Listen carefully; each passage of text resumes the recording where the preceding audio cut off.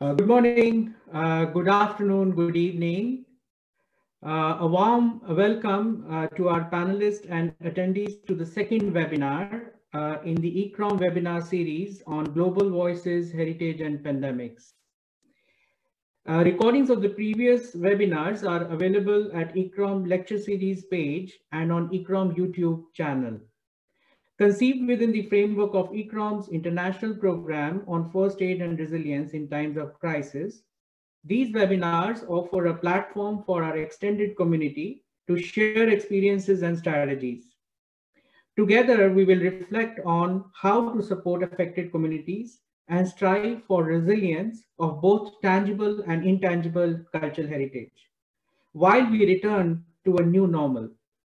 ICCROM is grateful to all its partners, and in particular to the Swedish Postcode Foundation for enabling this exchange. The topic for today's webinar is reopening and adapting heritage places during a pandemic. COVID-19 pandemic has forced abrupt closure of cultural heritage sites and institutions, thereby not only depriving people the opportunity to enjoy and experience their heritage, but also causing huge losses in the revenues and disrupting the livelihoods of many people who are directly and indirectly dependent on cultural heritage for their sustenance.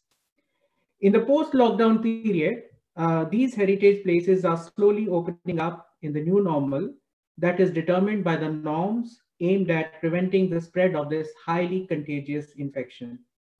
In this situation, it is important to ask what measures are to be taken when reopening a heritage site or a cultural institution, such as a museum. How do we adapt them to the new requirements, such as a museum, and also requirements of social distancing and the need for quarantine places and shelters for the homeless? The webinars will discuss all these challenges through examples from Honduras, United States, and India. Some of the questions that will be discussed are based on the testing of ICCROM's knowledge tools in Honduras and USA. So our panelists, and I will like to request our panelists to open their cameras so that you can all see them. We are very happy that our panelists today are Ms. Eva Martinez from Honduras Institute of Anthropology and History, Ms. Rebecca Kennedy, Collections Care Specialist from United States, Ms. Kristin Parker from Boston Public Library, United States, and Mr. Ripal Kanji from Gujarat Institute of Disaster Management in India. Before I proceed further, may I apprise you of some procedures of housekeeping during this webinar. You can send your queries and comments via Q&A icon that you see at the bottom of the Zoom window. We will take up some questions after the presentations made by our panelists. In case we are unable to answer all the questions due to shortage of time, we will respond to them via email that we will share with you at the end.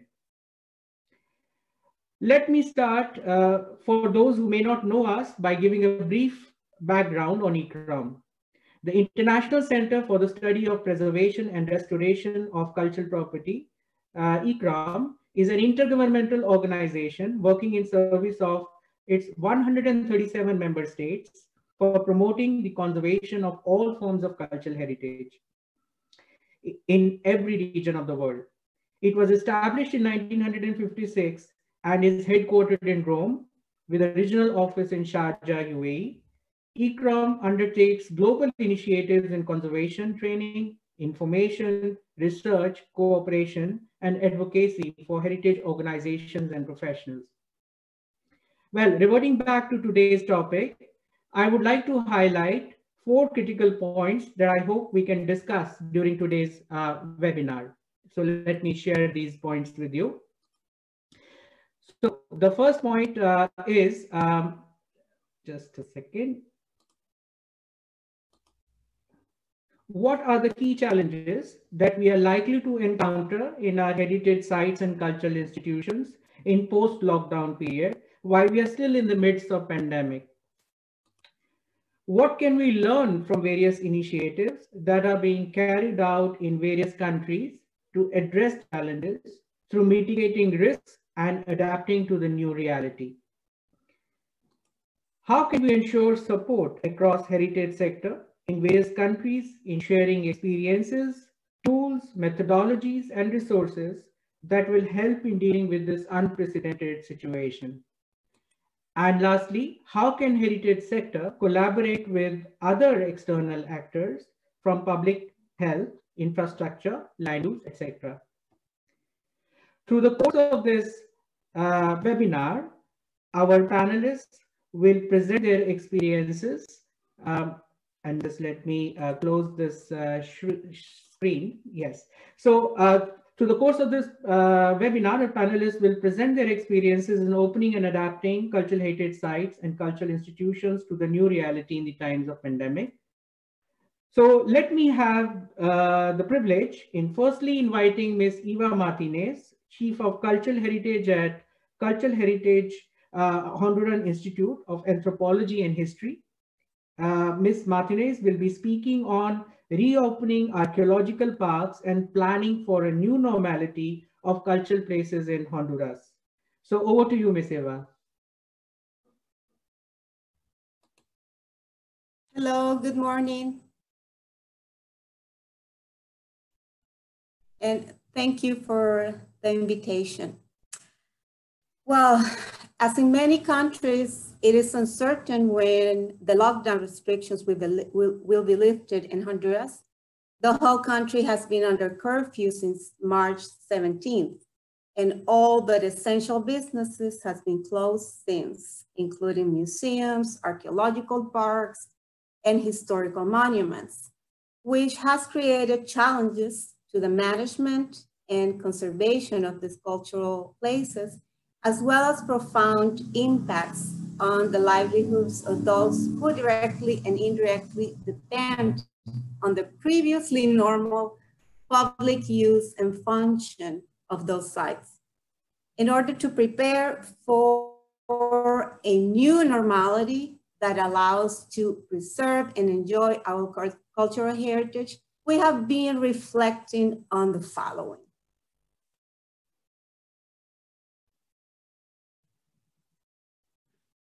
Next slide, please. So all cultural places with the category of national cultural heritage are managed by the Honduran Institute of Anthropology and History in Honduras through the state. This is a decentralized institution which obtains 64% of its total revenue from visitation to the parks. The Copan Archaeological Park, which includes the World Heritage Maya site of Copan, by itself contributes 82% of that income. So the archaeological park is the principal cultural touristic attraction of the country and the main economic source for the town of Copandrinas. Since 1975, when the site was open to the public, Copandrinas has developed a very robust tourist industry, which translates into a very diverse range of services. About 7,000 people live in Copan, and most of them depend on tourism, directly or indirectly, as their basic economic activity. So the economic pressure to open the site is real. The economic pressure is very strong. However, the managerial institution, the Honduran Institute of Anthropology and History, the local authorities, and the community understand the need for a responsible reopening strategy of the archaeological site and the local businesses. So the pressure, the economic pressure is going to be strong.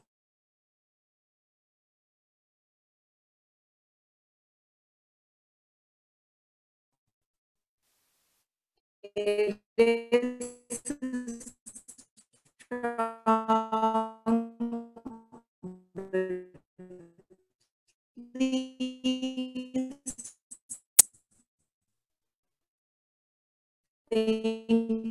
I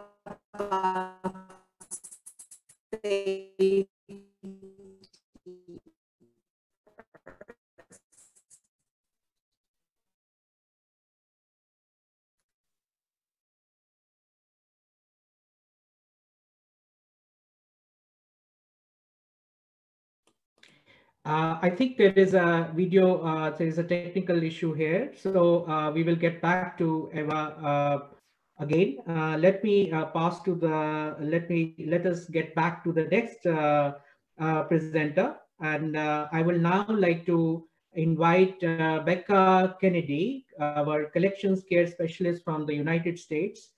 And she will be presenting on essential cultural institutions during COVID-19 case study from the United States. So over to you, Rebecca.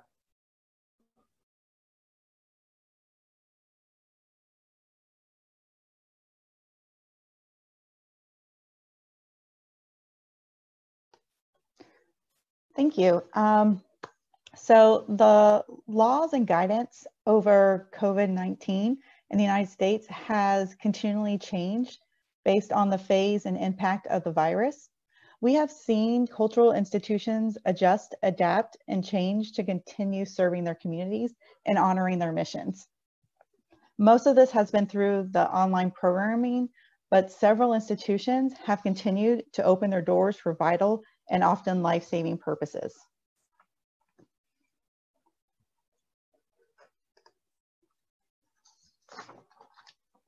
All cultural institutions in the United States have been closed and deemed non-essential during the COVID-19 outbreak.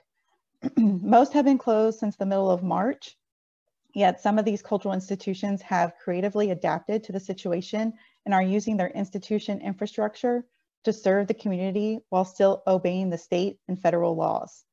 These case studies are not only to encourage cultural institutions to adapt during times of crisis, but to encourage those outside the field to entrust cultural institutions to be partners. One of the first institution types that adapted to the needs of the community were libraries. They simply boosted their Wi-Fi and left it on 24 hours a day. With Wi-Fi, the public could continue to do their schoolwork, find life-saving information, and anything else vital. This was a nationwide initiative encouraged by the American Library Association. The American Library Association even created templates of signs like the one above in the slide for local libraries to use as needed.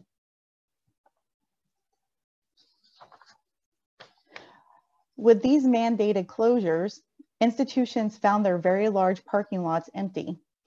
These open spaces could easily be adapted for multiple uses, such as in New York City at the Bronx Zoo. Their parking lot was used as a staging area for out-of-state first responder vehicles.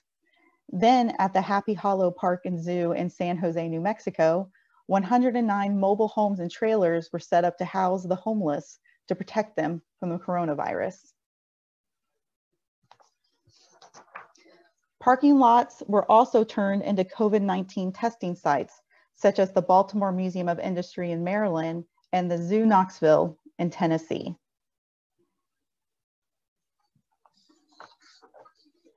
Historic sites and gardens have been adapting to provide fresh fruits and vegetables to food banks or mutual aid programs. They used the history of victory gardens from World War II as their inspiration. This helped relieve some of the food insecurity as 26 million people have lost their jobs. This project has been adapted by institutions such as the Old Salem Museum and Gardens in North Carolina, Philbrook Museum of Art in Oklahoma, and Colonial Williamsburg in Virginia. Also, the Guggenheim Museum in New York City is growing tomatoes in their exhibition space, testing indoor plant growth. With strict rules on social distancing, blood banks are struggling to find locations that are spacious enough to host blood donations.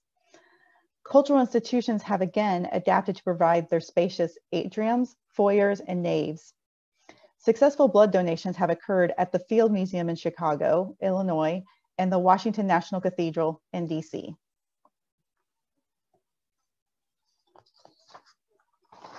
Cultural institutions are one of the most trusted sources of information in the United States. They are trusted more than news media. Therefore, some museums have used their institutions and artifacts to be messengers of safe practices during the COVID-19 outbreak. And as you can see from the case studies mentioned, they continue to adapt as the needs arise during the pandemic. However, states are slowly reopening and lifting restrictions. People are expecting to return to museums, historic sites, gardens, libraries, and places of worship soon. There is enormous pressure from politicians that cultural institutions, which were deemed non-essential during the pandemic, to open as soon as possible and are essential to create a sense of normalcy. Many state-funded cultural institutions are even being forced to open quickly with little time for planning. Therefore, with the help of my colleague Ann Young of Newsfield and their Operation Pandemic team, we have developed a re-entry checklist using the ICCROM First Aid to Cultural Heritage in Times of Crisis framework. This document was published 3 weeks ago and is available for free to any cultural heritage institution for download and adaptation. We want the cultural heritage institutions to be as prepared as possible for welcoming back their visitors and continuing to serve their communities. Under each scenario for reopening, there is a list of tasks by department or position within a cultural institution. And since it isn't adaptable to the capacity of the institution, this is just a starting point template. For this to be a more universal document, we cannot offer specific advice, but instead can remind cultural institutions to consider topics such as rearranging exhibition spaces, allowing time for installing artifacts, or social distancing protocols in elevators and bathrooms. We also use this checklist to promote safety for staff and visitors to ensure planning according to federal laws to protect workers from hazardous situations. Ultimately, we titled this publication Long-Term Closures instead of just COVID-19, as over the last several years, many institutions have seen long-term closures related to extreme weather events and government shutdowns. So we wanted to create a document useful beyond the pandemic. Using several risk assessments, we developed 3 scenarios for reentry and the responsibilities of the staff within those scenarios. However, each scenario still follows the same steps of activation, assessment and situation analysis, site stabilization, reopening, and ongoing assessment of the situation. Each state in America is making their own laws for reopening. So we wanted to be consistent that no matter the scenario the institution found themselves, if they followed these 5 steps, they would experience a smooth reopening. The checklist has been downloaded and tested by several institutions across the United States. During weekly check-in calls of approximately 40 cultural stewards representing different size and type of institutions from different states and territories, we discussed the reception of the checklist and any other issues they are facing during reopening. So far, the checklist has been well received by administrators and easily adaptable to most institutions. Though we have received some feedback that small historical homes primarily run by volunteers are finding it hard to adapt, but we are working with them to make adjustments. It is too early in the process to report any statistical data on the success of the checklist, and we are unaware of how far it has been passed and shared. However, we will continue to monitor the results the best we can and encourage everyone to use this free resource. And if you do decide to use the checklist, I would love to hear any feedback. Thank you. Thank you, Rebecca. Thank you very much. Rebecca, in her presentation, has aptly demonstrated how cultural heritage sites, libraries, and museums are adapting to the new requirements during this pandemic. The innovative ways of using open spaces such as parking lots help in bringing heritage places much closer to the local communities, and they increasingly see them as an asset during emergency response. However, there are real risks of irreplaceable and severe impact on the attributes that carry heritage values during this process of adaptation. And therefore, it is crucial to have guidelines or do's and don'ts that are made easily accessible to those that are installing temporary shelters. Lastly, she demonstrates very nicely how systematic scenario-based risk assessment can be tailored to cultural sites and institutions to identify priorities while reopening them in post-lockdown period. So thank you very much again, Rebecca. Now I have the pleasure of requesting Ms. Kristin Parker, lead curator of the Arts Boston Public Library, to speak on her library's pandemic response towards meeting the needs of vulnerable populations. Let's listen to her inspiring story. Thank you. Let me share my screen.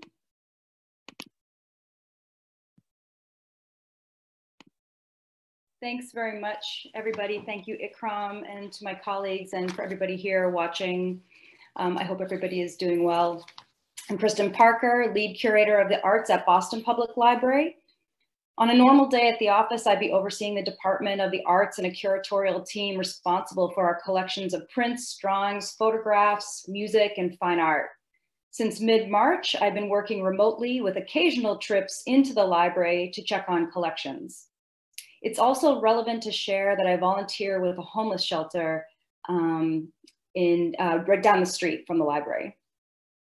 Even though we're working remotely, the library is committed to providing services to the public, and we're busier than ever. We're in the response phase of the crisis. Today, I'll share with you just a few examples of the many ways that we've reprioritized library operations to meet some of the needs of our most at-risk patrons during the pandemic. Let's see. So a little context. First of all, Boston Public Library serves 700,000 residents of the city with 24 different branches, and we have millions of visitors. The main branch is located in the center of the city. It was established in 1848 and has always been a pioneer of public service in the United States. It's much like a museum. Tourists flock to the building to view its arts, to view the architecture, and to experience our programs. We're really fortunate because we're funded by the city, and right now we're not facing critical financial hardship. We're able to care for our facility and the collections with little risk, and our staff is being cared for at this moment.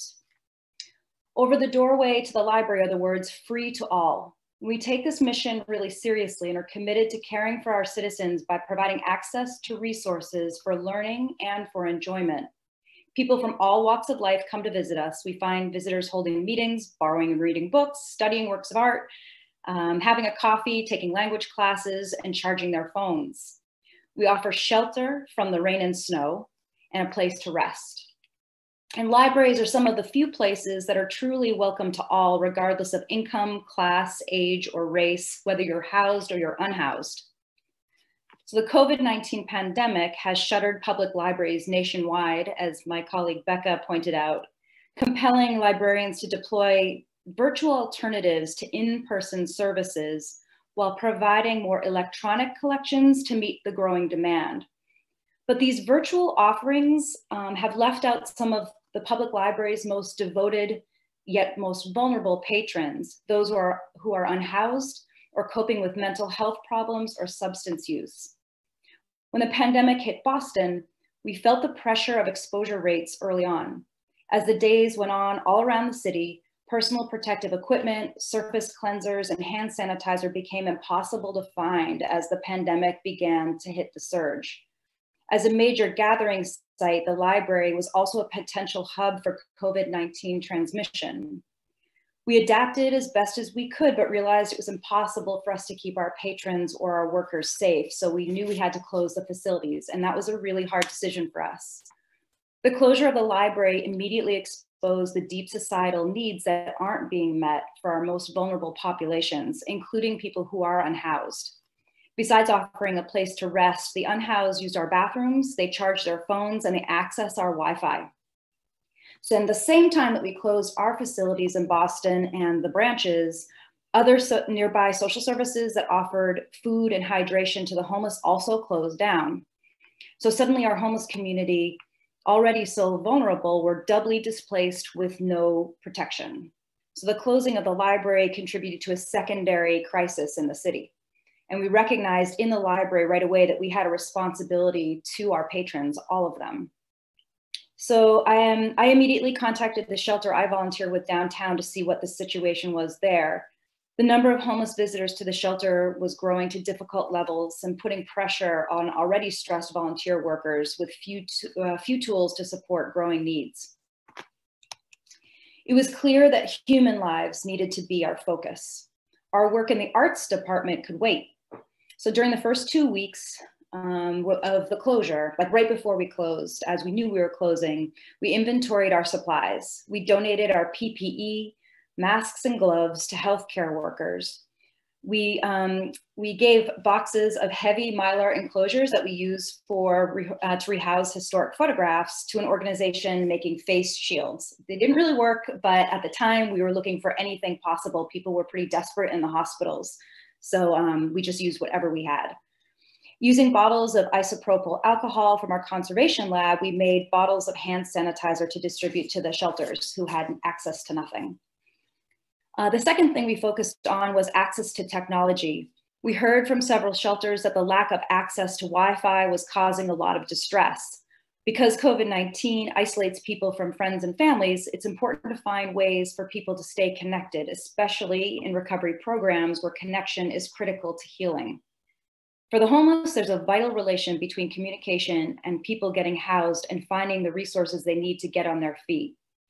We left the Wi-Fi on in the library's closed buildings, but accessing Wi-Fi from the outside of our buildings isn't viable due to cold or wet conditions, especially in the Boston area, and due to weak signals.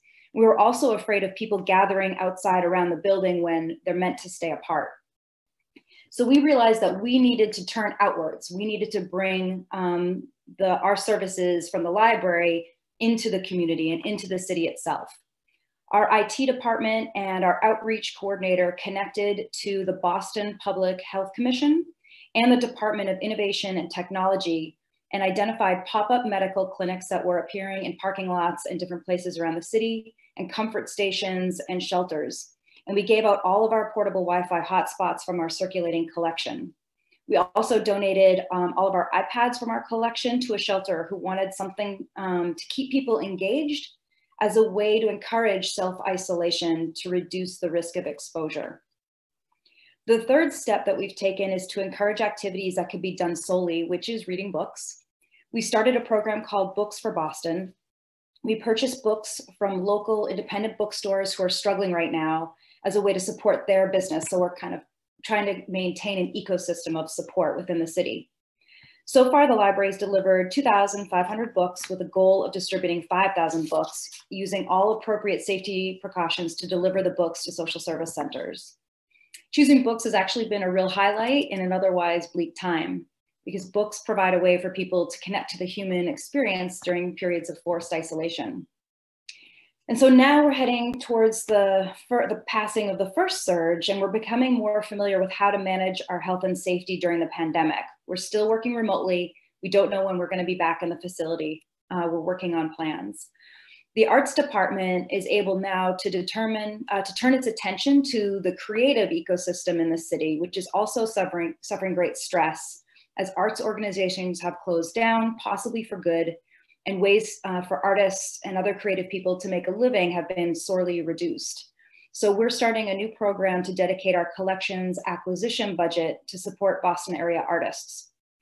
So as the pandemic continues and knowing we're going to be subject to new lockdowns, we're phasing our work plans into monthly and 4-month timelines and determining how to safely bring staff back into the building. And we'll definitely look at Rebecca's checklist. We've already started looking at it. As we enter the recovery phase in the coming months, our mission will focus on how we can serve the following priorities identified by the City of Boston as areas that are going to need extra support. So our priorities in the arts and everywhere in all operations will focus on housing and homelessness, education, economic relief, human services, and violence prevention. So in closing, I'll share that we have a lot of challenges ahead as we figure out how to safely reopen. There's a lot of stress and mourning in our community as everywhere around the world.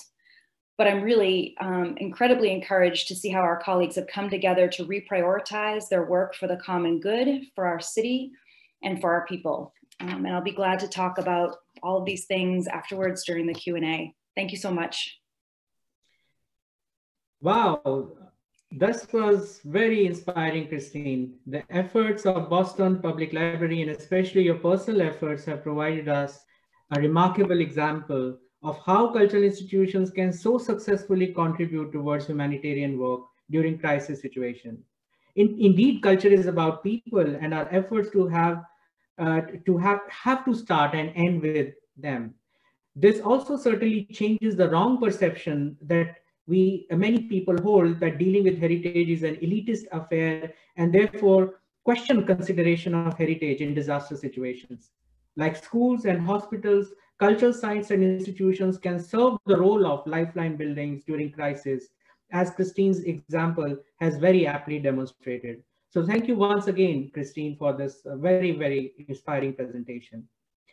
And now I will invite Mr. Ripol Kanji, who is the research scientist and program manager at Gujarat Institute of Disaster Management, GIDM, India, to make a presentation on the World Heritage City of Ahmedabad in India. He will elaborate on specific challenges that confront historic towns and cities during this pandemic. So over to you, Ripol. Good evening to everyone. I hope everyone is doing very well and safe. Today, I would be talking about opening up a living heritage space in the old city of Ahmedabad in India. Ahmedabad is one of the first World Heritage cities in India. Since the 25th of March, India has been under lockdown and we have 4 phases of it. We are still not sure whether we will have the 5th phase or not, as the cases of COVID infection goes on increasing. When we took a very deeper look at the number of cases constituted by the different states of India, we find that Maharashtra contributes to the higher number of cases, followed by Tamil Nadu and Gujarat. And Gujarat is the state of concern here because the city that I'm going to talk about is in Gujarat. When we go much deeper in the state of Gujarat, we see that the district of Ahmedabad contributes to the higher number of cases. And further in, when we talk about Ahmedabad as a city, we see that the concentration of COVID-19 patients or infected people are much higher in a particular region of the city. Interestingly, this is the World Heritage City of Ahmedabad, the old city of Ahmedabad. More interestingly, during the 1918 Spanish flu, some of the areas had a well-marked impact of it also. Now, based on the researches that are going on, as well as the experiences that have been shared by authorities, we have come to a conclusion that this differential in impact within the very city is based on the population density. Just to give you an idea, a small area known as Daryapur is 0.79 square meters with a population of 63,644 people living in 13,170 households, and that's way back in 2015. Apart from population density, we also have active cases in the area as one of the factors, with socioeconomic conditions, age of the population, and the preparedness of the health sector. Now, I will not go into the details of what the old city is about, but what I will do is take you through a walk, which we refer to as a heritage walk, which starts from the Swaminarayan temple, which is, of course, a Hindu temple, and then ends at Jama Masjid. Now, the religious diversity is evident, as is the history in the intricate artworks that you come across when you make this walk. This is also a place in the city which is very congested, and rightfully so, because it forms the heart of the city with all traditional livelihoods, traditional economies going around. So this is what we are talking about. And interestingly, this is the heritage space that we are talking of opening up. Now, when we talk about specific livelihoods, very unique traditional livelihoods, we see that we have food streets which go on 24 hours almost throughout the night. And the interesting fact is that the streets are so lively that the jewelry shops which are around do not even employ security guards, because the entire area is so filled with people. From food streets to clothes markets to vegetable markets, it's all here. We also have traditional dresses market. We all have different kinds of markets, even book markets in this very small area. Just to give you an idea of what kind of area I'm talking about, this is a small area which is known as Manik Chowk, and you can just see the way the land has been utilized. You find institutional areas, public, religious, everything in a very small area. And this entire area, almost this entire area, is the red zone with specific zones which has been marked as the containment zone, which means that we have mobility restrictions in those particular areas. Now, we are talking about opening up this entire space post the exiting of the lockdown. Now, the issues with reopening are very practical and, so to speak, simple as well. The environment, depending upon the congestion as it is now, is not very conducive to practicing social distancing norms. Hygiene is also a demotivating factor. Social behavior is also a problem. And now the other factors which contributes to the opening of the space is the demand, because this is entirely traditional trades, businesses, and all that sort of economy. So the celebrations are likely to go down. And if they go down, then the demand will also go down. Moreover, with the lockdown have come into effect for more than 50 days, people have slowly moved on to education 4.0, which is reliance on virtual learning. So the traditional way of studying books may also take a hit. Tourism, well, that's a distant dream for all of us now. So let's just explore what has been done, what is going on, and what can happen. In the initial days, during the lockdown, when only the selling of essential commodities were allowed, what happened? The shopkeepers who were not allowed to open the shop, they shifted to selling vegetables because it was regarded as an essential commodity. This was taken into consideration by the municipal corporation, and they brought in these vegetable sellers and also the rickshaw pullers, and they started an initiative which is called the vegetable on wheels. So basically what happens is that in a rickshaw, you load all the vegetables and move from one house to other house, avoiding the people to come out and then create a crowd. Now, post 31st of May, when the fourth phase of lockdown comes to an end, the civic authorities have started screening and issuing license so that the opening and the closing of the shops can be very systematic. Now, these are all essential parts of a livelihood. What about those trades? What about those livelihoods which, as our perception, may not be essential? Let's talk about that. So yes, licensing, as has been done in case of essential commodities, can be a way to, promote the opening of those kind of crafts and those kind of traditional shops. But the problem is that while some of them are organized, most of them are not. Now, the government has also introduced many kind of incentives, primarily to the micro, small, medium enterprises. But the point is that do these traditional and craftsmen know that they fall into that category? Are they aware of these incentives? Well, there is always an option to go digital. You can always come up with an app aggregating all the demands and then tying up with existing delivery facilities and then, somehow managing to carry out your business. And examples of such aggregating apps have also been seen during this lockdown period in different cities of India, as I have just shown here, and Noida, Apruti Seva app. But the point is that here, in case of this particular app, the local authorities have come together. But rather than relying on the local authorities, it would probably be better if we do this, but in a self-help group approach. You can do everything of this, but then still there's a point that if there is no demand, what's the point of doing all this, right? So what we have to do is, as a larger community, we have to come together and we have to celebrate our traditional festivities with more vigor. This will create a demand for them, right? Now, our Honorable Prime Minister Modi has also promoted the idea of Atmanirbhar, that is self-reliance and self-dependence. So maybe we can also capture this essence and bring forward the demands of this traditional craft, this traditional livelihoods of people. Moreover, we also need to ideate about the promotional schemes, which is very important. Moving on, let us talk about the space as a whole. This space is important for the historians. This space is important for tourism. What do we do about it? The point is that we can always move to being digital in a way. But the point is that you can use this moment to document the entire thing digitally. But virtual tourism, digital tourism is not really the thing that one would want to have. Instead of having heritage walks, we can also have heritage drives. We can miss on the narrower details, but then it's fine. We can always do that. Again, the question comes that you can do all of this, but where is the demand? So in this case, what we do is that we need to curtail the fear and anxiety of people coming from outside trying to enter these areas because this is already a hotbed of infection.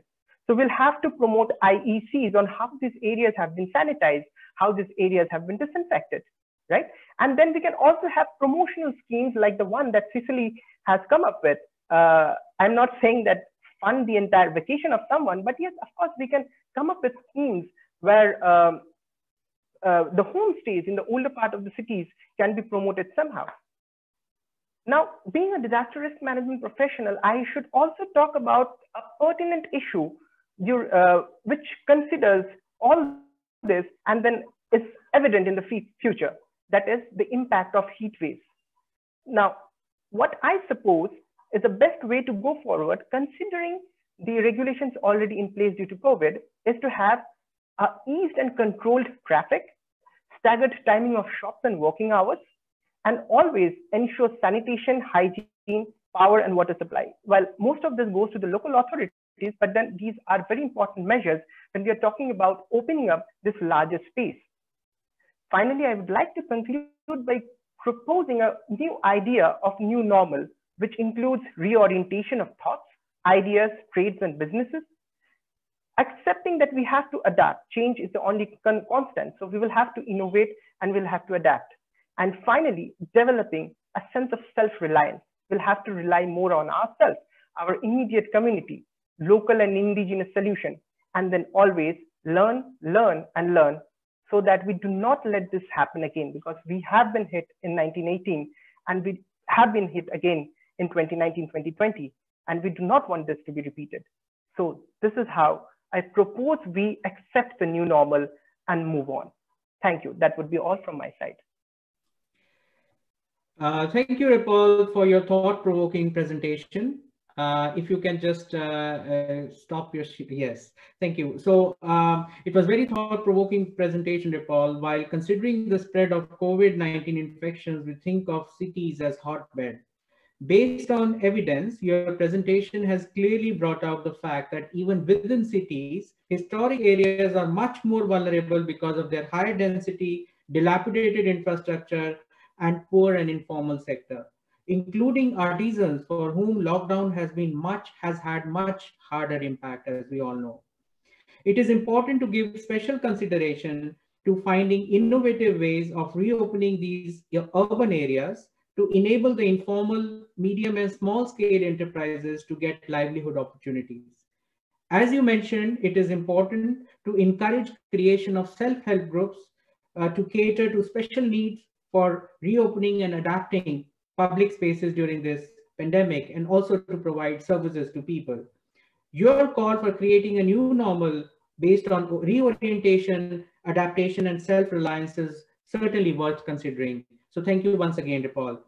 Now I will come back to the presentation that we could not continue because of the technical issues. Unfortunately, we still have technical problems, but we will definitely share her Ms. Eva's presentation with you again.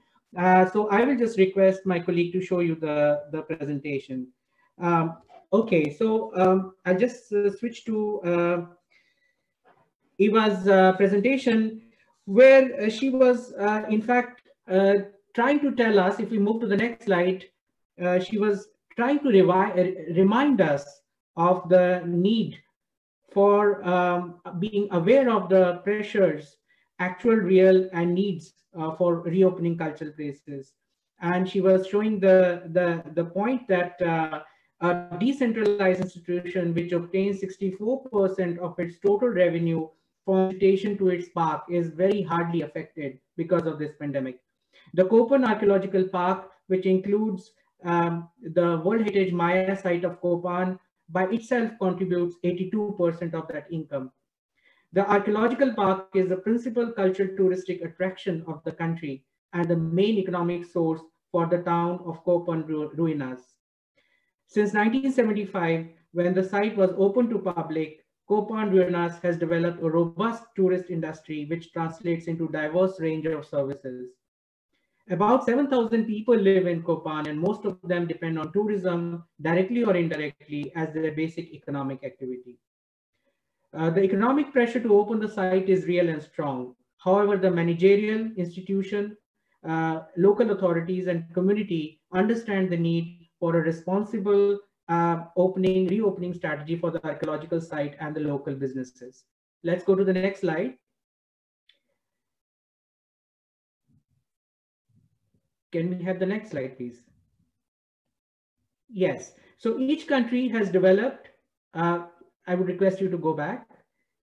Each country has developed its own strategies to respond to the crisis. There are general global guidelines, and there are other legal particular normative for each country and context. In Honduras, for example, it is mandatory the use of masks and the implementation of social distancing in public places. And there is also an established number of people who can congregate at the same site in enclosed areas. So it is crucial to follow your national biosecurity framework and de-escalation process in order to adapt your security measures. You might need to open certain areas of archaeological sites at different moments, for instance, as official advice on social distancing and health security changes. Next slide, please. So in the case of Copan, we'll open the areas that allow us to implement safe social distancing, which is most of the park, excluding the archaeological tunnels open to the public in pre-pandemic times, while we can guarantee a safe environment for our staff and general public. In fact, the closure of the areas previously open to the public provides an opportunity to carry out analysis needed for conservation and management decision-making. Next slide, please. So it is important to coordinate. Our archaeological parks are part of the community. In our experience at Copan, coordination with other stakeholders and interest groups, which includes local authorities, local chamber of tourism, tourist guides, archaeologists, heritage conservators, institutional administrators, indigenous communities, etc., have proven beneficial to make decisions that take into account conservation concerns, such as the use of disinfection procedures for the cultural assets, the avoidance of solutions based on sodium hypochlorite, health security for staff, tourist guides and visitors, health protocols for local hotels, restaurants, and other establishments. Incentives for visitation that encourages mostly regional and national tourism, since this is the kind of tourism we are expecting in the immediate new normality. We might even consider the possibility of developing joint budgets between local and central authorities to cover the expenses of biosecurity, equipment, etc. This crisis could be an opportunity to strengthen alliances and trust among stakeholders. Next slide, please. Before opening the archaeological parks or cultural places, it is necessary to train staff and tourist guides to follow up health protocols, including the use of protective gear, social distancing measures, and managing the groups during visitation. Training for cultural and tourist service providers has begun at Copan, coordinated by local authorities and the National Chamber of Tourism. Staff from hotels, restaurants, and other businesses are receiving the training right now. You might need to adapt some spaces to reinforce health security for the staff and the visitors, in which case these adaptations should be reversible and non-invasive to the cultural assets. So I would like to stress, as this Eva says, that reopening to the public is recommendable only when safety and sanitary measures can be guaranteed. So this was the presentation that Eva unfortunately could not present, but we are very glad that we are able to share her presentation with you. Now, what I would also just say that Eva, in a clear presentation on the key considerations for opening up heritage sites, keeping the safety of staff and visitors as the first priority, but ensuring also that the heritage values are not compromised or to the minimal extent possible. Her point on using this as an opportunity to strengthen collaboration with various stakeholders and other interest groups is also very apt and needful consideration. So I will now try to summarize. Let me just go back to my slide. I will just share my screen now.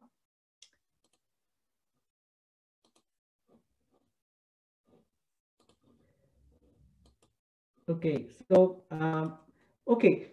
let us first of all, let me thank our panelists for the stimulating presentations.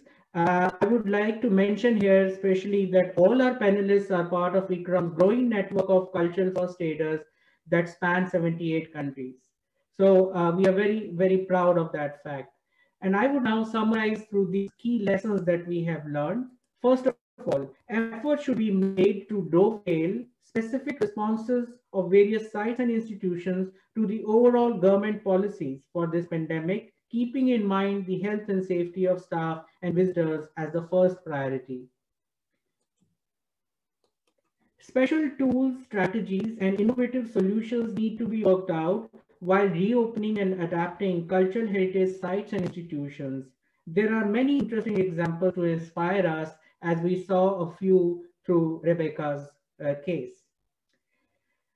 Number three, cultural heritage can play a crucial role in providing support in this period of health emergency, especially to those who are on the margins of the society. This point was very strongly brought out through Kristin's presentation.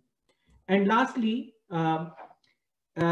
historic towns and cities are hotbeds during this pandemic, and therefore they need special consideration for resumption of formal and informal livelihoods through local innovative solutions.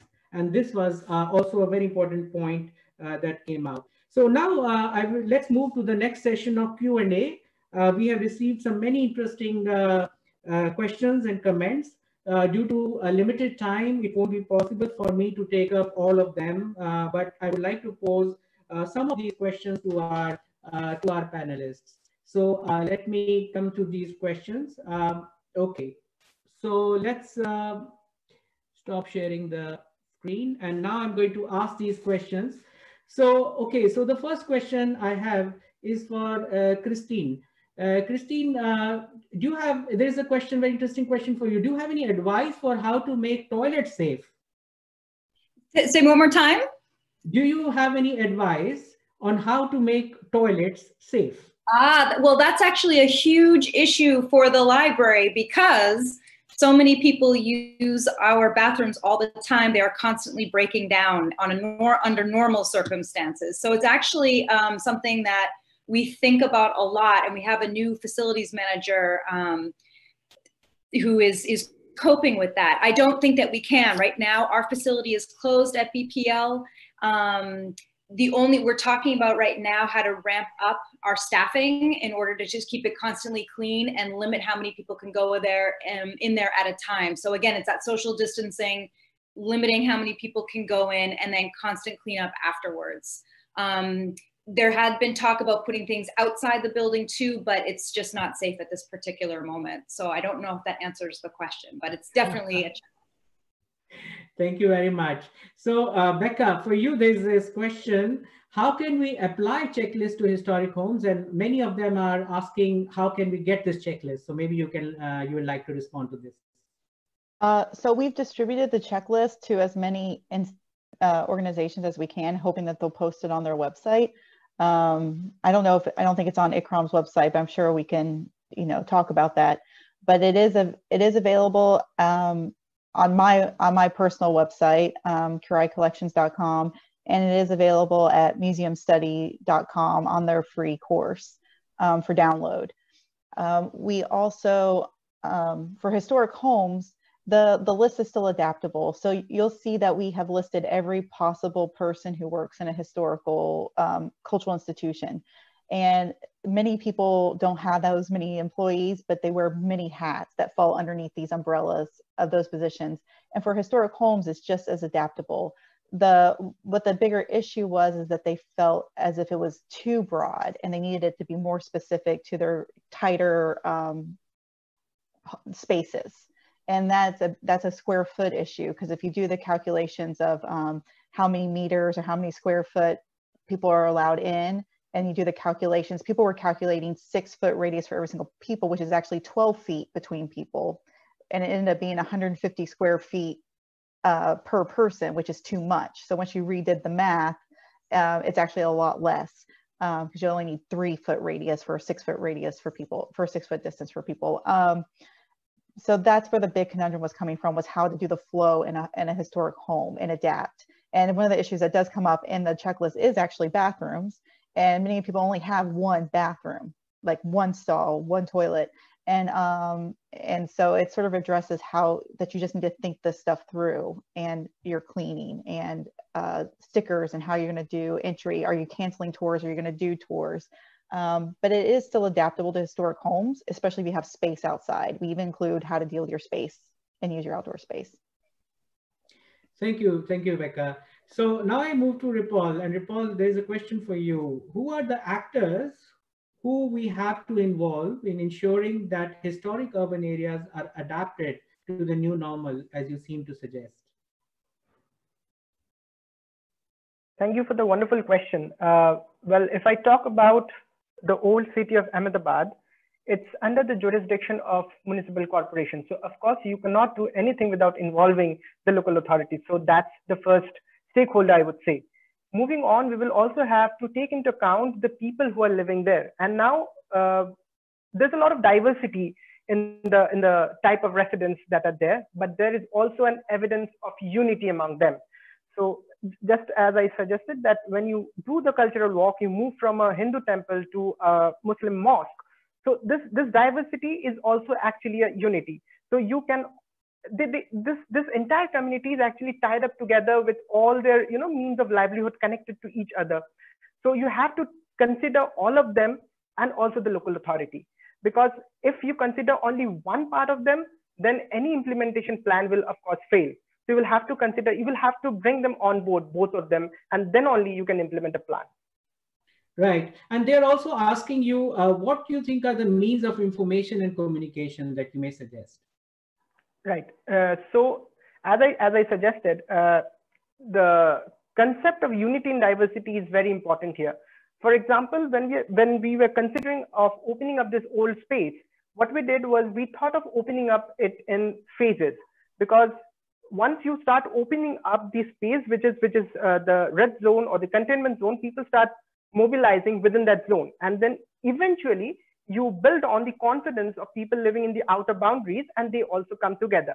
Now, what I feel is that our traditional practices or our festivities are a very good point of contact. For example, there are very different kind of festivals which are celebrated in those parts without the barrier of religion per se. For example, Uttarayan, which is a kite flying festival, or the Dandiya, which many of us already know what it is. So there is no barrier in that. We have to, come together, conceive a plan of involving everyone together. And that is the best way, rather than having posters on your walls. The way of coming together and celebrating something is the best way to inform them that, see, this is safe, we can do this. And that's the best way of opening up these spaces. Thank you, Ripal. Kristin, I'm coming back to you because there's a very fundamental question coming your way.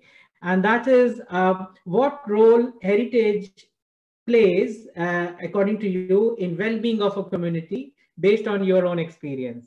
Can you repeat that one more time? Sorry, my volume. Yeah, so the question is, what, according to you, what role heritage plays in well-being of a community based on your own experience?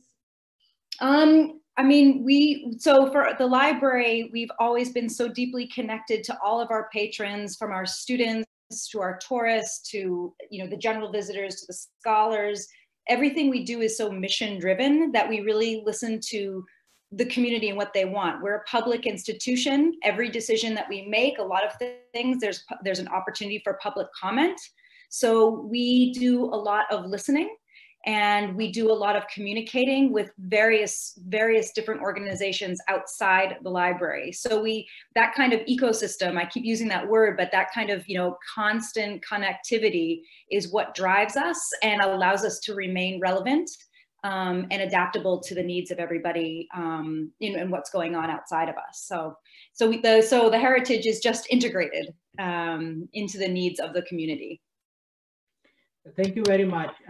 There is a general comment here which has come that we need to add accessibility management as a pillar to defining values of a site. I think that's an interesting comment, and I would really appreciate that comment coming from our audience. So I'll just pose the last question. I think it's also for Ripal. That's any further suggestion on building resilience of historic cities? Yes, it's definitely. A very big question, but still, what would you like to say in one line? Yes, That's what I was trying to say. It's very, I don't know if I can talk about how we can manage to build resilience, but yes, of course, see, we have had this kind of experiences in the past. It's not that this is the first time it's happening, and even this is going to continue for a longer time. So this gives a lot of opportunity to us to learn things, what has went wrong. See, the parameters which I showed you, these are just basic parameters. You can always go and dive deeper into them and understand what are causing those problems and how you can use them in your advantage. I mean, see, population density is not the problem. It's not the standalone problem of the rising infection rate. Population density with the socio-economic condition, that's what is the problem.